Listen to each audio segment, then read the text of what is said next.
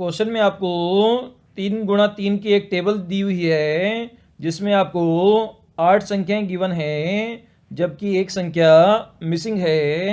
ये आपको find out करनी है ABCD ऑप्शन में से। तो इसे सॉल्व करते हैं हमें। तो सबसे पहले हम संख्याओं को देखते हैं। 13, 7 और उसके आगे 27 है, मतलब नीचे वाली संख्या सबसे बड़ी है। सेकंड वाले कॉलम की हम बात करते हैं तो 54, 45 और 144, मतलब इसमें भी नीचे वाली संख्या सबसे बड़ी है। और थर्ड में भी सिमिलर कॉलम में सिमिलर बात है, जो नीचे वाली संख्या है 68, ये सबसे बड़ी संख्या है। तो इस प्रकार के क्वेश्चन में हमें ऊपर से नीचे की ओर चलना है और जो फर्स्ट कॉलम है उसमें 13 और 7 का उपयोग करके हमें कौन सी संख्या लानी है, हमें 27 लाना है। इसी प्रकार से 54 और 45 का उपयोग करके हमें संख्या 144 लाना है। तो कैसे इसे सॉल्व करेंगे, तो सबसे पहले देखते हैं 13 और 7 का उपयोग करके कैसे हम 27 ला सकते हैं। अगर 13 के अंदर 2 × 7 हम जोड़ेंगे तो 13 और 14 कितना हो जाएगा, 13 का 13 रहेगा और 7 दूनी कितना हो जाएगा, 14 हो जाएगा। तो 13 और 14 कितना होता है, तो ये हमारा 27 होता है। सिमिलर कंडीशन हमें सेकंड वाले कॉलम में लगा के देखेंगे। 54 में हमें 2 × 45 जोड़ेंगे तो 54 तो 54 रहेगा हमारा, प्लस 45 को 2 से गुणा करोगे तो आपकी संख्या 90 हो जाएगी और इन दोनों को आपस में जोड़ोगे तो 4 का 4 हो जाएगा और 9 और 5 आपका 14 हो जाएगा, मतलब 144 आ जाएगा। सिमिलर कंडीशन हमें थर्ड वाले कॉलम में लगाते हैं।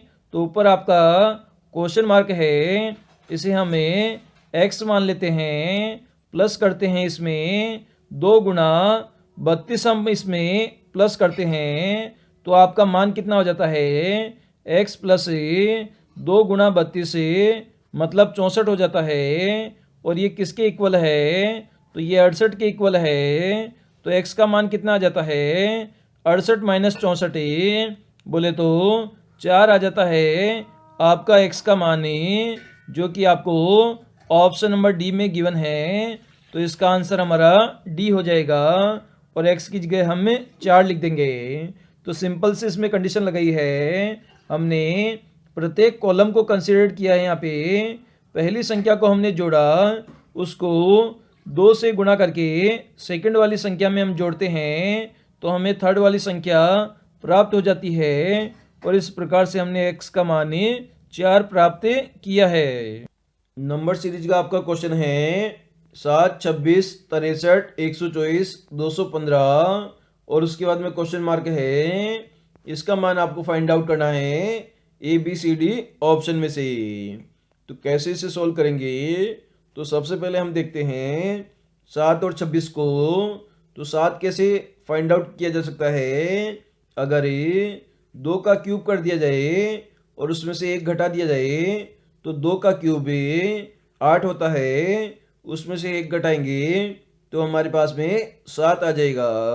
इसी प्रकार से 3 का अगर क्यूब कर दिया जाए तो कितना हो जाएगा, 27 हो जाएगा और उसमें से 1 घटाने पर हमारे पास में 26 आ जाएगा।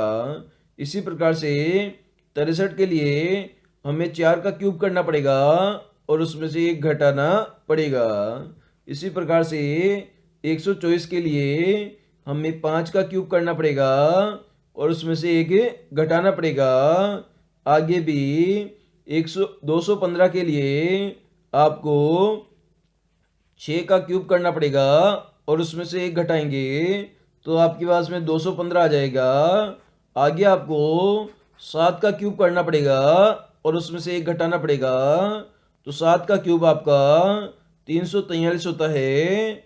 उसमें से अगर आपने 1 घटाया तो आपका 342 आंसर हो जाएगा, मतलब आपका ऑप्शन नंबर बी आंसर हो जाएगा 342।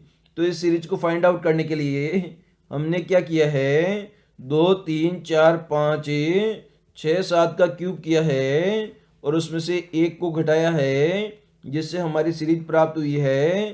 तो 343 में से 1 घटाने पर हमें 342 आंसर मिल गया है। लेटर सीरीज का आपका क्वेश्चन है, जिसमें आपके यहाँ पर 5 लेटर यहाँ पर मिसिंग है। ये 5 लेटर आपको फाइंड आउट करने हैं। इसके लिए आपको टोटल 1 2 3 4 5 6 7 8 9 10 11 12 13 14 15 16 17 18 19 20 लेटर यहाँ पर आपको गिवन है। तो यहाँ पर हमें कंपेयर करके 20 लेटर को, मतलब 10 लेटर को कंपेयर करके इसे सॉल्व करने की कोशिश करेंगे।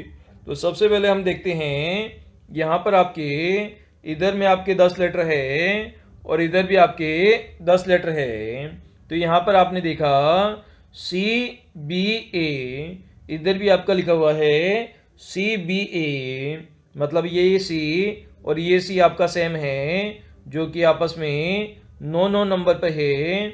इसी प्रकार से ये B और ये B सेम है। इसी प्रकार से A B सेम है। तो यहाँ पर क्या होना चाहिए, आपका D B सेम होना चाहिए।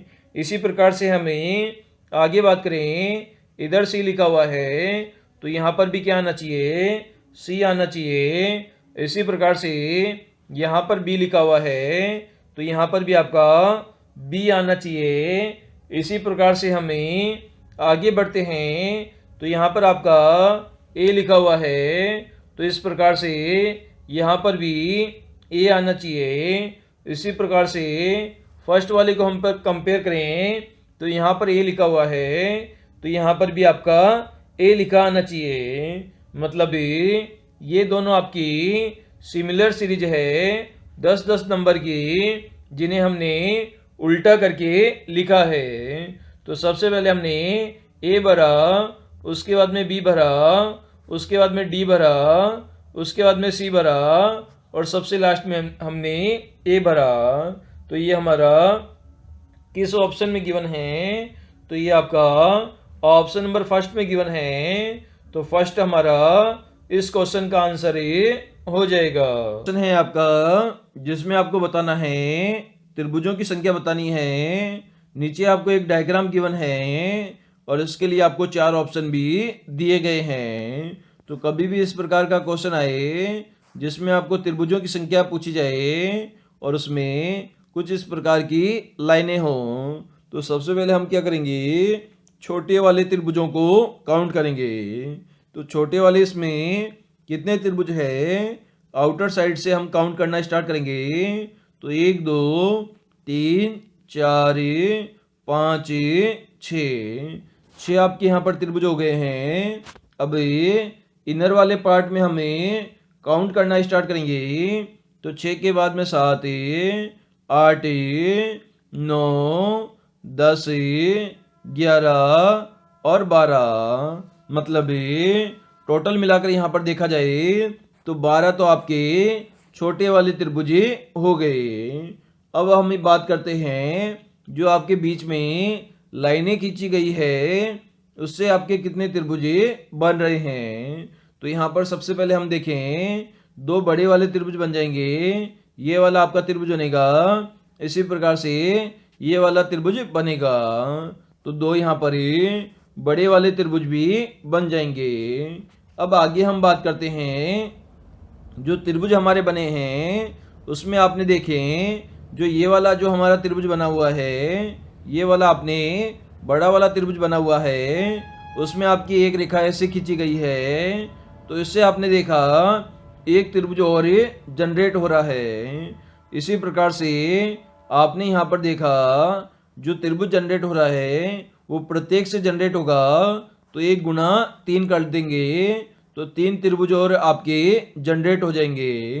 तो इस प्रकार से 12 और 2 14, 14 और 3 आपके 17 त्रिभुज यहाँ पर हो चुके हैं, लेकिन 17 ऑप्शन में नहीं है, मतलब इसमें और भी त्रिभुज होंगे। तो यहाँ पर आपने देखा जो त्रिभुज है वो हमारा 17 तक आ गया है। उसके बाद में आपने देखा ये वाला आपका त्रिभुज बनेगा, इसी प्रकार से इसके सिमिलर भी 3 त्रिभुज बनेंगे। जिस प्रकार से ये त्रिभुज हमारा बनेगा उसी प्रकार से ये वाला त्रिभुज हमारा बनेगा। तो इसमें 3 और जोड़ देते हैं तो त्रिभुजों की संख्या कितनी हो जाएगी? 20 आपकी त्रिभुजों की संख्या हो जाएगी, जो कि आपको ऑप्शन नंबर सी में गिवन है। तो सी हमारा इस क्वेश्चन का आंसर ही हो जाएगा।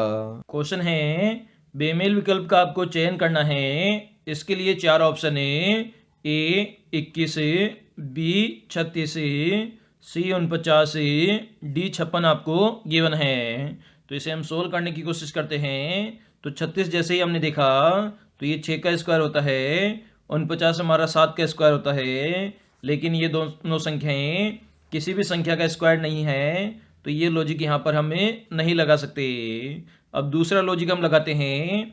21 को क्या लिख सकते हैं हमें? 7 गुणा 3, तो 7 तिया 21 होता है।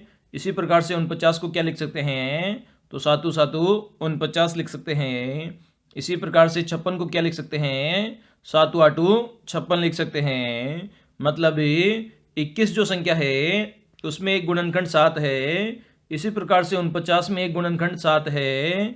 इसी प्रकार से 56 का एक गुणनखंड 7 है, लेकिन 36 में 7 का भाग नहीं जाता, क्योंकि 36 होता है 6 गुणा 6 होता है।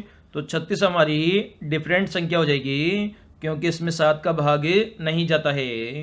तो यहाँ पर हमारा बेमेल विकल्प का आंसर बी हो जाएगा।